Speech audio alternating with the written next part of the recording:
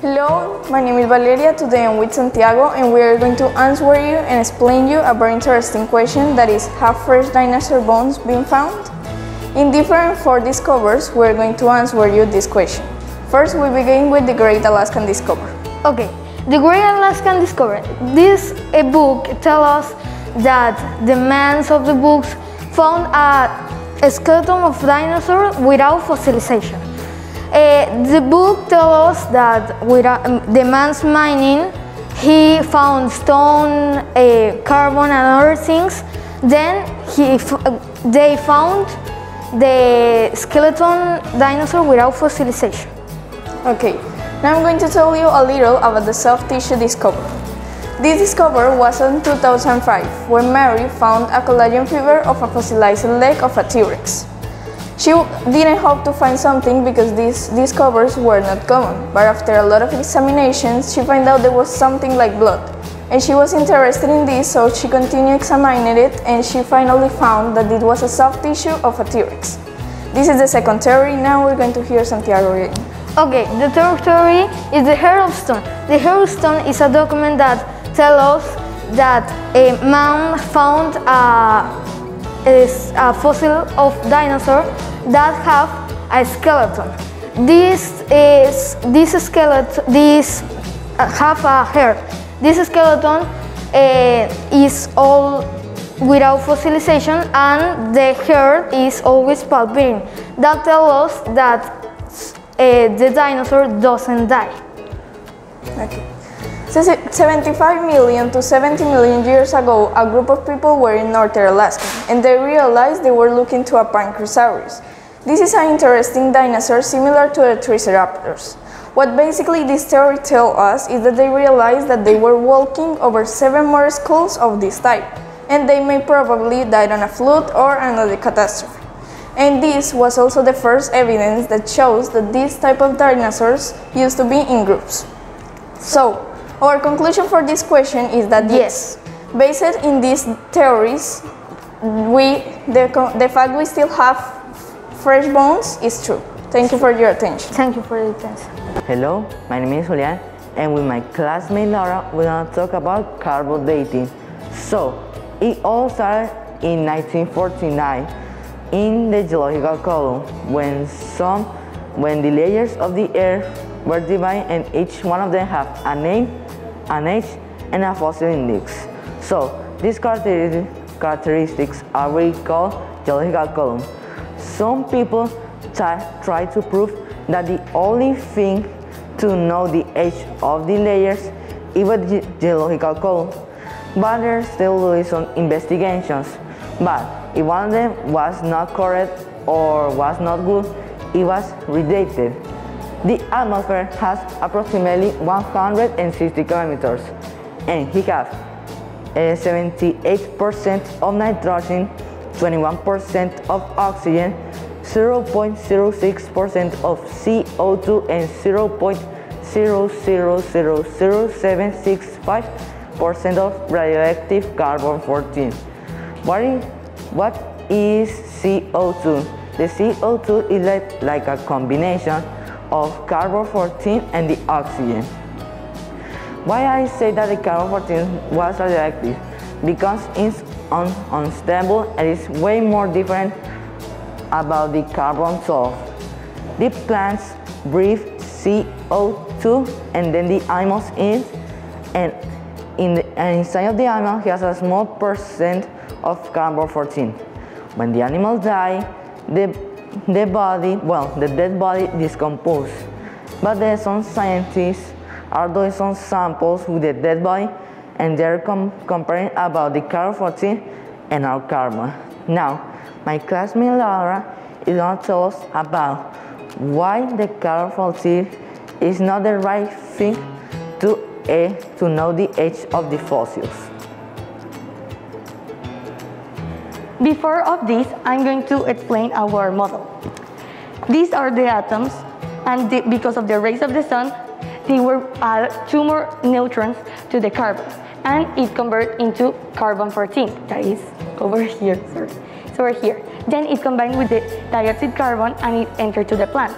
And the animals eat the plants, and that's why the animals have carbon-14. Also, we have carbon-14 when we eat the animals. I'm going to continue explaining my topic. There's many evidence that carbon-14 doesn't work for measuring the age of the fossils. Let me tell you why. For example, let's say that you enter into a room and there is a candle that is burning. I ask you, when was it lit? You don't know it, but you're going to try to find it out. You find out it's 7 inches tall. This won't tell you anything. Then you continue watching, and after 1 hour, it burned 1 inch. So, when was it lit? Nobody can figure out unless you make some assumptions. Assumption number 1. How tall was the candle before it started to burn? And assumption number 2. Has it always burned at the same rate? Neither of those can be known. If you find a fossil at the dirt, the amount of carbon-14 can be measured and the rate of decay can be determined, but that's all. How many carbon-14 it had before it died, when it was alive? Has it always decayed at the same rate? Or has it been contaminating all these years at the ground? There's no way to know these things. In 1949, they were testing the C14 of a mouse. The lower leg was aged at 15,380 years, while the skin was tested at 21,300. How can two parts of the same animal be different ages? We know one number is wrong, or how do we know either of them are right? And either, if we know one is right, how will we know which one is right? Also, 14 years later, they were testing mollusk shells. It was tested at 2,300 years while it was alive. So we know this was wrong. In 1970, in a Nobel Symposium, they said, if a carbon-14 date supports our theories, we put it in the main text. If it does not entirely contradict them, we put it in the footnote. But if it is completely out of date, we just drop it out. This means they choose what to put it, and if it just fits with what they want, they just don't put it. The troubles of radiocarbon data are undeniably deep and serious. Continue using the method of fits as we go approach allowing of contamination of information. Should not be surprised that half of the measures are rejected and the other half is accepted. This means that thousands of measures of carbon-14 are rejected. How will they know they are wrong? Or how will they know the other half is right? There is no way to know these things. In conclusion, as you can see, there is many evidence that this doesn't work for measuring the ages of the fossils. Thank you for your attention, and I hope that you enjoy our exposition. Hello, my name is Mrs. Garcia, and today I'm going to speak to you about the Great Pyramid and ancient land. First, we're going to talk about the Great Pyramid. Introduction. The Great Pyramid is the largest building built in the world by far. It can measure up to 450 meters tall, and some of its blocks weigh up to 70 tons. The Great Pyramid was so perfectly built that the seams of the union of the blocks could not be seen, but the destruction of the flood made some things in the pyramid that destroy it. So, hypothesis, question first. How were the pyramids built? Who built the pyramids, and what was the purpose of the pyramids? Hypothesis. The first theory states that the pyramids were built by people from God before the flood because they were destructed by the flood.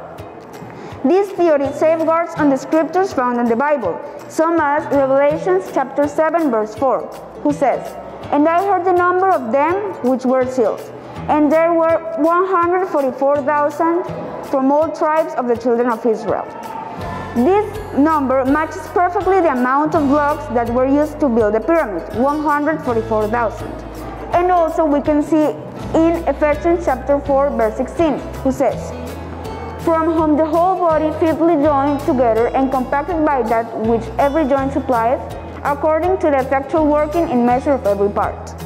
When we join the messages of both passages, we can see that they make a reference to the construction of the pyramids and the people of Israel. Hypothesis number 2. The second hypothesis says that the pyramids were built as an altar to God. We can also see the proofs on the scriptures of the Bible, some as Isaiah chapter 19 verse 19, who says, And there will be an altar to God in the midst of the land of Egypt, and there will be a pillar on its border. Or also in Ephesians chapter 2, verse 20 to 22. And are built upon the foundation of the apostles and prophets, Jesus Christ himself being the chief cornerstone, in whom all the buildings fitly framed together grow unto a holy temple in the Lord, in whom you all are built together for an habitation to the Spirit. With this, we know that the pyramids were built as an altar to God, but there are also more proofs. So much that the Great Pyramid was not built with the same material as the other pyramids, and there was no mummy found on the Great Pyramid. There was no dead body of any pharaoh. Conclusion. In conclusion, we can answer both questions. First, why were the pyramids built? What was the purpose? The purpose of the pyramids was to be an altar for spiritual inhabitation of God. And second question, who built the pyramids? The pyramids were built by people of God, as we know by reading the chapters of Revelation and Ephesians, by people of God before the flood. Now I'm going to speak to you about ancient man. Introduction. So first, ancient man lived up to 900 years before the flood. Nowadays, people only live up to 70 to 80 years. They had enough time to develop many ideas and important thoughts of the past, and they could make many developments on astrology, astronomy, science, and geometry. Question. The question we're going to discuss about today is that if ancient man was as primitive as we thought, or if it was as advanced as us nowadays. Hypothesis. There are some proofs that say that ancient man was more advanced than we thought, because we found some structures or figures as airplanes. We can say airplanes or machines of nowadays, and they seem to be very advanced. And they also could handle materials that we do not know how to handle nowadays, or that they couldn't handle with machines of the past, as cast iron, gold, or glass. Other proof of that ancient man could be evolved is the great constructions they made, some as the Great Pyramid, that was very difficult to make with the technology they have in that time. But to disprove this hypothesis, we can say that these figures could mean anything else, as bugs or insects. And we cannot need to take into account that the pyramids were built in great amount of time by great amount of people, and they used the items that they could handle at that time and in that places. In conclusion, we can say that yes, ancient man was pretty more advanced than we thought, but was not as advanced as we nowadays.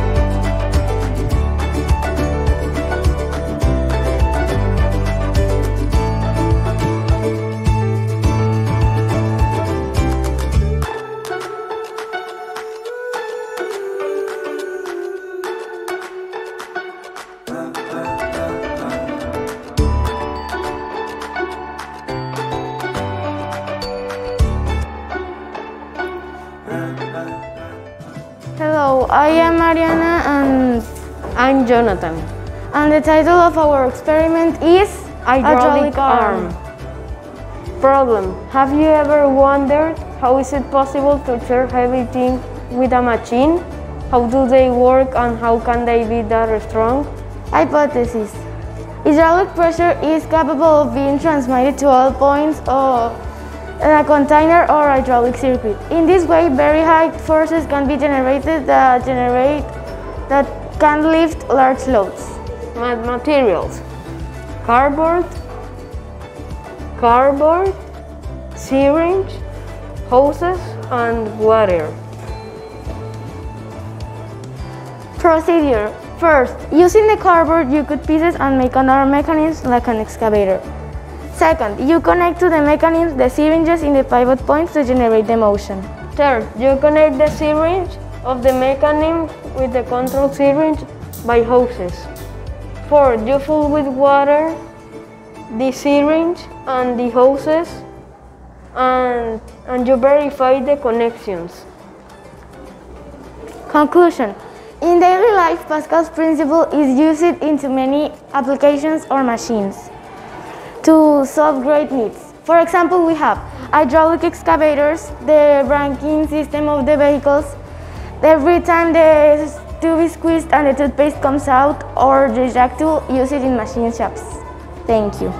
Here you can see that with marker we wrote in every wood stick the name. This one moves the boom. This one moves the arm. And this one moves the bucket. Thank you. Hello, my name is Isabela Chaparro and this is my friend Francisca Fernandez. The name of our experiment is lava volcano. Hypothesis. The vinegar mixture, which is a base, results in the formation of the carbon dioxide gas that makes the contents of the bottle come out of the volcano. Problem. What generates the foam? Materials. A spoon, vinegar, baking soda, water, bottle, and colorant. Okay. Procedure. Put 6 tablespoons of baking soda.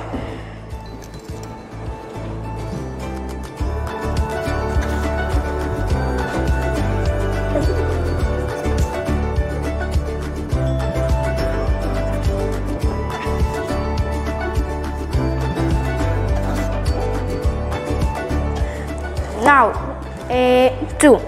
Put colorant on the water.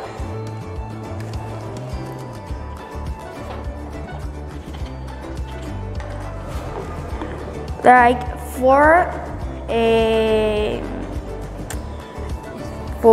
drops of colorant.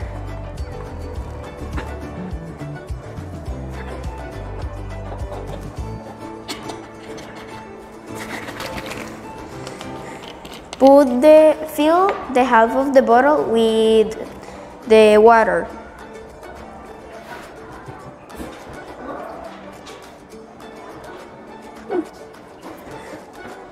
Fill the other half of the bottle with the vinegar, so the eruption is going to start.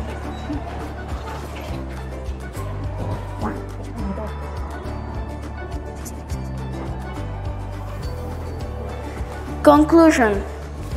The volcano works because the baking soda and the vinegar do the eruption. Thanks. Thank you. Hi, our experiment is a spider robot. We are Gabriel Huertas and Juan Pablo Peralta. The materials are paperboard, wires, clips, hot silicone gun, lollipop stick, A motor, a battery, a switch, a pair of scissors, and a rule. The procedure is, with the cardboard we make a figure or body of the spider. Then, with these wires we make shapes to the legs of the spider. We stick battery and motor, start and test if it works. Will the robot spider be able to move properly like a battery-powered toy? Can a robot spider be built imitating a toy spider with recyclable materials? We carried out research, we carried out and choose our project as a team. We use the materials and each one contributes to achieve the objective. The investment was a little science some of them were at home.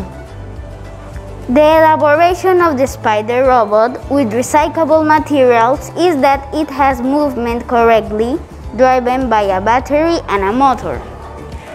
Thanks to the research and realization of the project, we learned that with some recyclable materials, a battery and a motor, energy can be generated and give movement to the robot spider. It was of joy and satisfaction to be able to achieve it. It works like this.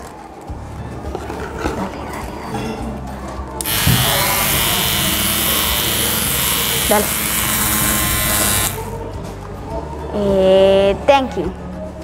Hi, my name is Camila Ramos and this is my friend Santiago Mujeres. Our experiment is magic balloon. Materials: sodium bicarbonate, vinegar, a balloon, a half or either bottle, And a funnel. a funnel. Problem: why does the balloon inflate when you pour baking soda to vinegar into the bottle? Hypothesis: the balloon is inflated to allow a chemical reaction produced between the baking soda vinegar. Procedure: with the funnel, we pour the bicarbonate into the balloon.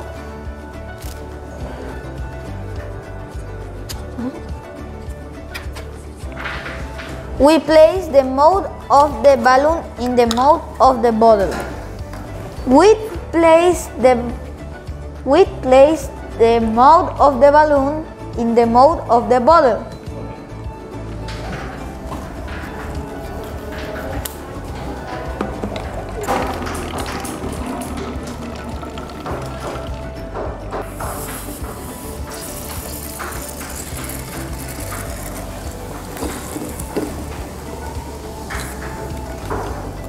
Wow. Conclusion: the size and the gas are production of the reaction. Thank you.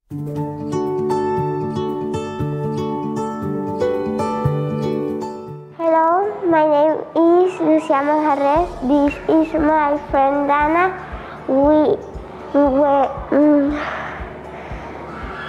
Our experiment is artificial snow. Problem: make artificial snow. Hypothesis: when we mix diaper powder with water, we get snow. Materials: water, diapers, container. Procedure: take out the powder from the diaper. Put water and mix with your finger. Results: the diaper powder mix with water, we get something similar to snow. Conclusion: the diaper powder absorbs water, what make something similar to snow, and then we can play.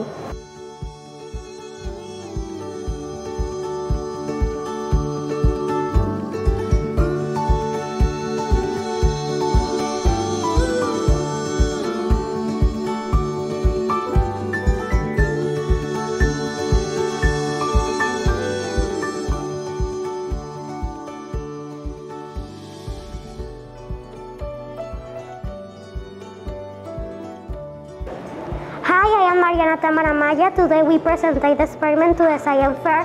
We make to Rafael Martinez Mayusa and Ivana Borges. Materials: popsicle stick, bookmark, Kinder Surprise, battery, motor connector, switch, wheel Ellis, hose and holder, washer, scissors, silicone gun, silicone bar. Process: select materials, robot assembly, performance test, engine operation, switch test, verification of the function of the prototype, experiment.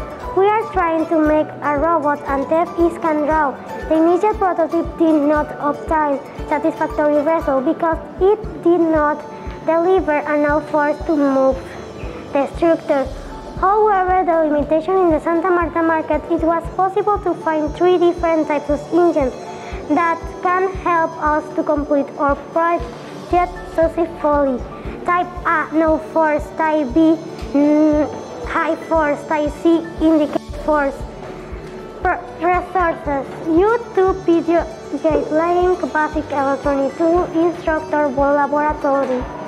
Conclusion: for out of the above, we can conclude that it is possible to build a robot that with matrix with conventional materials.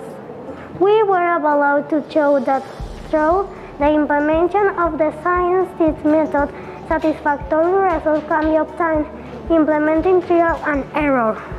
Thank you for listening me and look the experiment.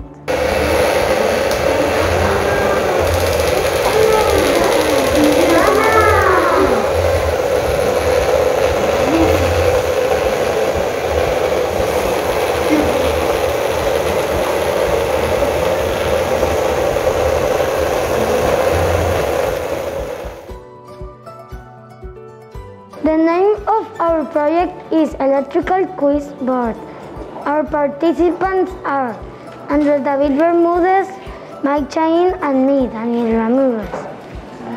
The materials are electric cable, sheet of white paper, wire strippers, and volt battery,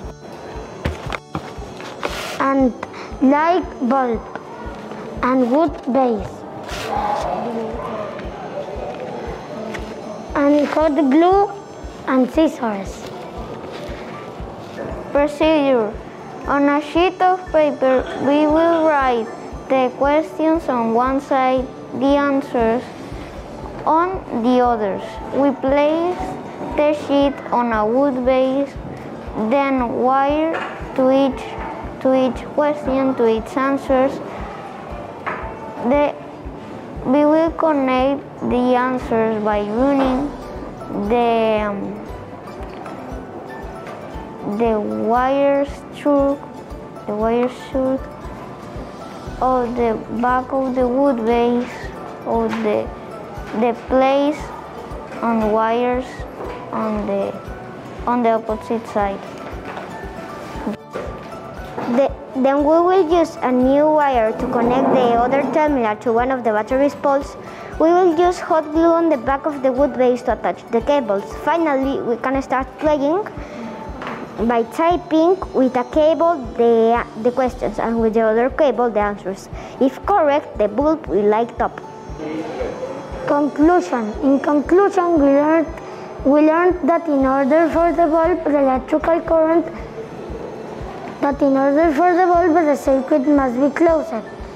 This only happens when the correct answer is chosen. If the circuit is open, the electrical current is interrupted and the bulb goes out. Problem: how to get the light bulb to light when connecting a question with a correct answer. Hypothesis: choosing the correct answer turns on the light bulb when the circuit is joined that allows the electricity generated by the battery to run without interruption.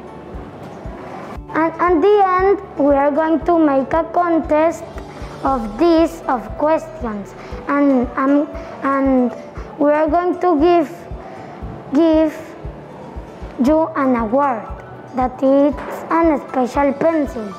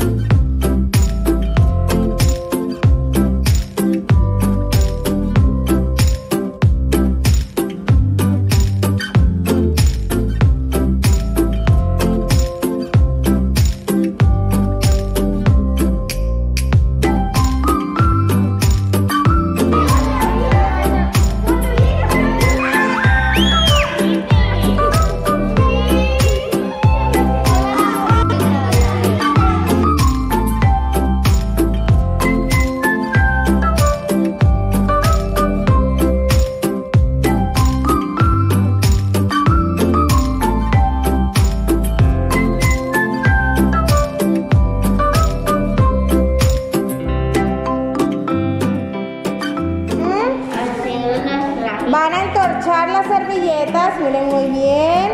¿Y qué van a hacer?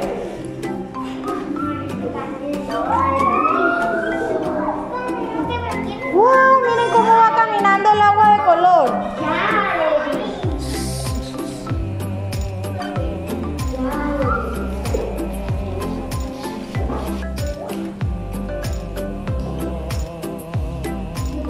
Miren cómo va caminando el agua de Shaddai para encontrarse los colores. ¡Wow! ¡Excelente! Y vamos a ver ahora del azul al amarillo.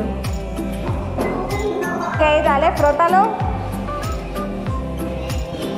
Con la ropa, Nico. Con la camisa acá en la barbita.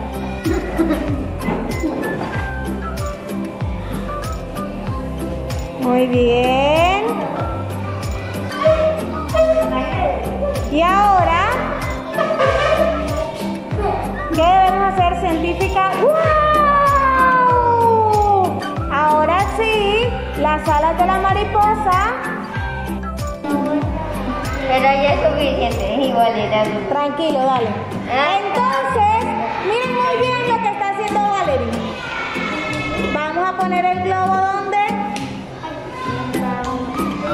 En la botella y miren, vamos a ver qué va a suceder. ¡Wow! Miren qué está pasando. El globo que le pasó se infla. ¡Wow! Se está inflando. Muy bien. Vamos a ver qué hay que hacer, científicos. ¡Wow!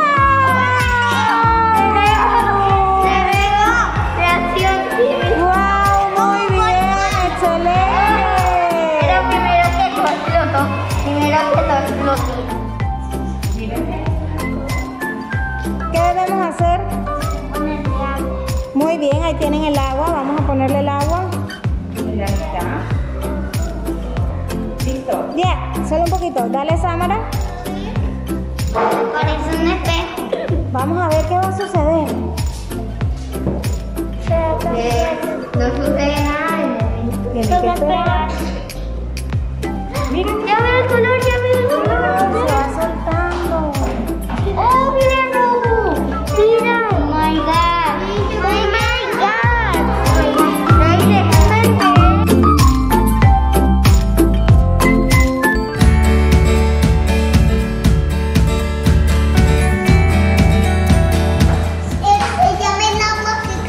¿Cómo se llama, Alejandro? El agua que camina. Andrés, ¿el experimento cómo se llama? El agua que camina. Muy bien. ¿Qué necesitamos? Necesitamos papel y agua. Agua, ¿qué más? Y color. Color, ¿y qué más? Vasos. Vasos, muy bien. Y necesitamos vasos.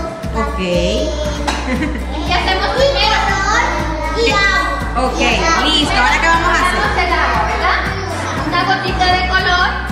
Le echamos uno por uno. Dale.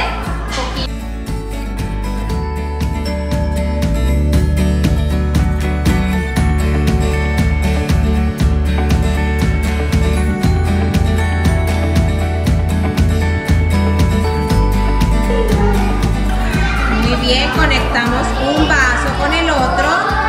Eso. Muy bien, y vamos a ver qué va a pasar. Permiso, cuidado.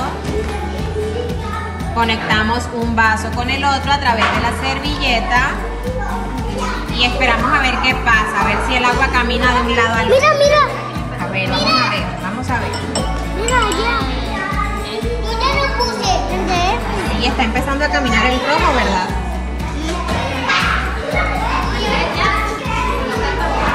Y yo y el verde. El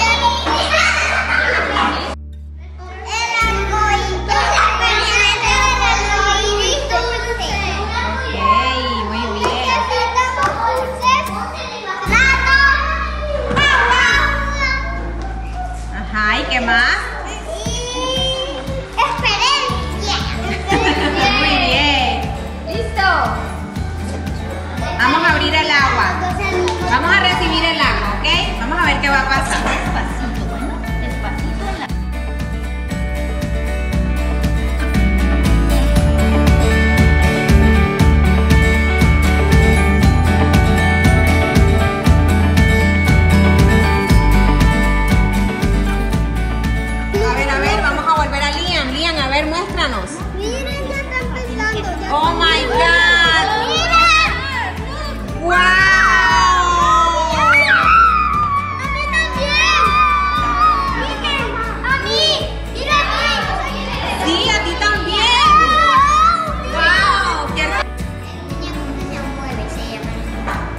Ok.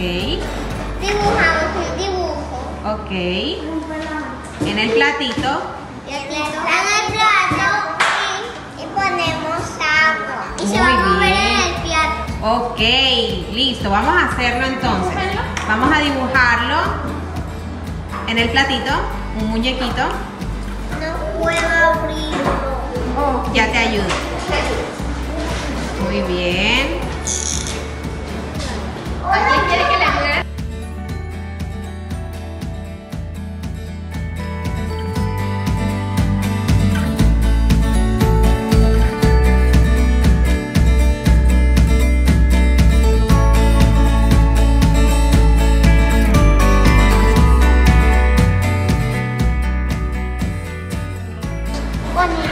¿Qué viene ahora, Vale? La agua. Vamos a echar el agua. Muy bien. Vamos a ver.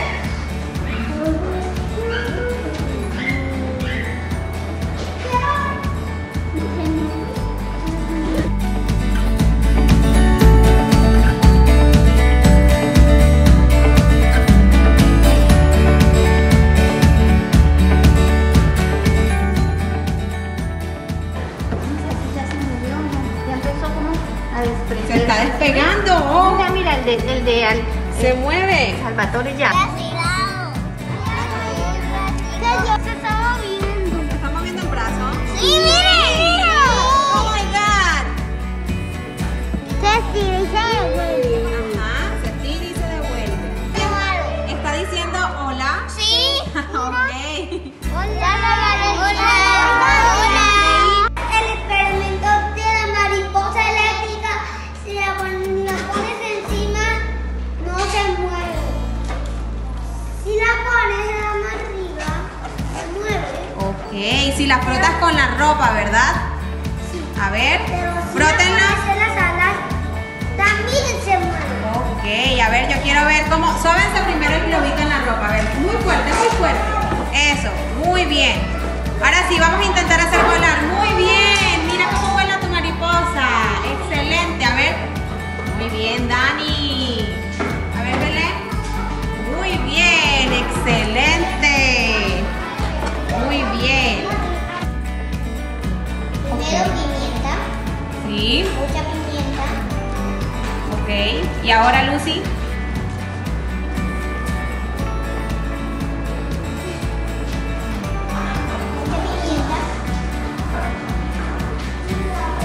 ¿Y qué sigue ahora? ¿Listo? Nos juntamos. Con el jabón, ok.